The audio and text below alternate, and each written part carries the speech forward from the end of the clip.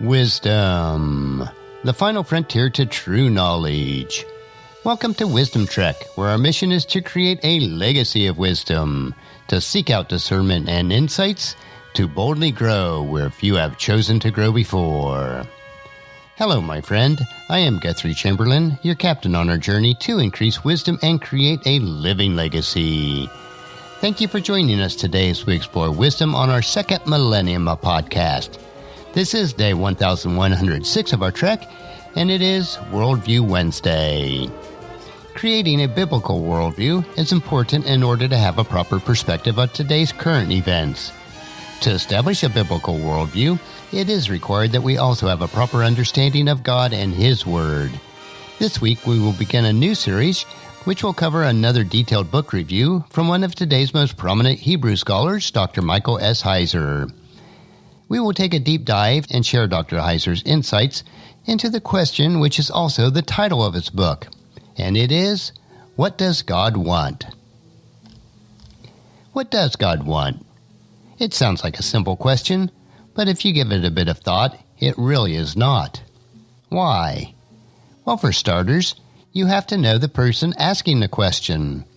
People ask for a lot of different reasons. Is it a cry of anger from someone in pain? Perhaps it's a barely audible whisper that surfaces from deep sadness. Is the motivation curiosity, or is it just prompted by a desire to reflect and to think deep thoughts? It is not difficult to see why giving the right answer depends on why the question is being asked. While we all have motives for asking these questions, the answer is always the same for everyone, at least in terms of the answer that God would give in respect to all of us. That is precisely how I am asking it. I'm asking it to help you to think about some important things. When I ask, what does God want? What I'm really asking, what does God want when it comes to every person in the human race? What does God want when it comes to me and my life and to you and your life? Before I get into the detailed answers from Dr. Heiser, it is pretty obvious that the question is a religious one. All of our questions about God naturally get filed in the religious folder. I've raised the question, and we will explore an answer because I'm interested in God. Most people still are. Though they may not be interested in church, it is certainly not a prerequisite to be involved in church in order to be seeking an answer to our question. As we go throughout this book, we will find that the answer is going to be a biblical one, and that narrows the focus quite a bit. The goal of Dr. Heiser's book is that the Bible would answer the question, what does God want? Now for the answer, and it is simple. He wants you. That might surprise you. You may doubt it, but that's okay. It is the right answer. To be honest, though, it isn't enough of an answer. You can't get the sense of how amazing and how profound the answer is by just one sentence. You need some context to appreciate about how much love is behind this answer. There's actually going to be a long and remarkable story behind the answer. Since that is the case, this book is not only about what God wants, but also it is about the things God wants you to know. Yes, He wants you, but for you to appreciate that and hopefully feel the same way about God, you need a little bit more context. That's what we'll discover in the detailed synopsis of this book. We'll start with God's story, and there's a lot of tragedy in it, but none of that has ever changed God's mind about you and also me, thankfully. Once we are done discovering the story that is contained in this book, then Dr. Heiser drills down on some parts of the story that are especially important. Before we jump in, Dr. Heiser does have one disclaimer. If you've spent a lot of your life in the church, you might think that you already know this story. And you certainly might know parts of it, but I can guarantee that there'll be some real surprises. Unfortunately, the thing that often gets in the way of the wonder of this story is religion. Sometimes church and denominational preferences become more important than the story itself, and that's not the case within this book, though. Even though I am assuming that some listeners or readers are familiar with the Bible, I am confident that you are going to encounter some new truths or new ways to think about old truths. And if you've never been to church or heard about the Bible, you're the perfect listener. There's nothing to unlearn or relearn. It is all fresh.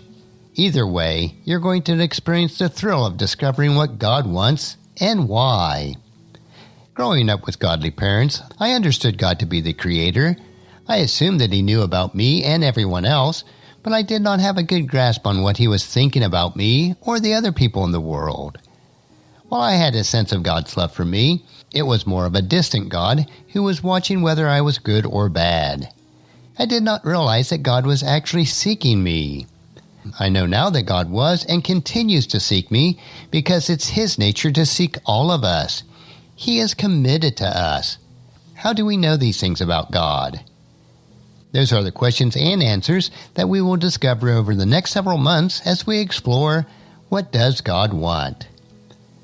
While we have briefly answered the question of what God wants, we will never know the why of the question unless we sincerely seek Him.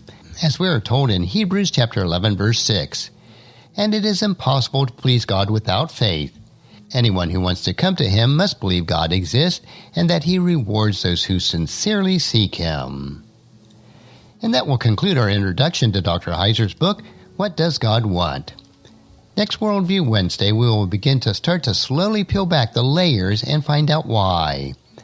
I believe that you'll find that each Worldview Wednesday is an interesting topic to consider as we build our biblical worldview. Tomorrow we will continue with our 3-minute humor nugget that will provide you with a bit of cheer, which will help you to lighten up and live that rich and satisfying life.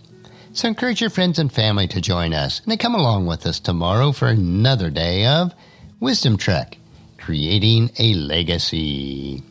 If you'd like to listen to any of the past 1,105 treks or read the Wisdom Journals, they are all available at wisdom-trek.com. And I encourage you to subscribe to Wisdom Trek on your favorite podcast player so that each day's trek will be downloaded to you automatically. And thank you so much for allowing me to be your guide, your mentor, but most importantly, I am your friend as I serve you through the Wisdom Trek podcast and journal.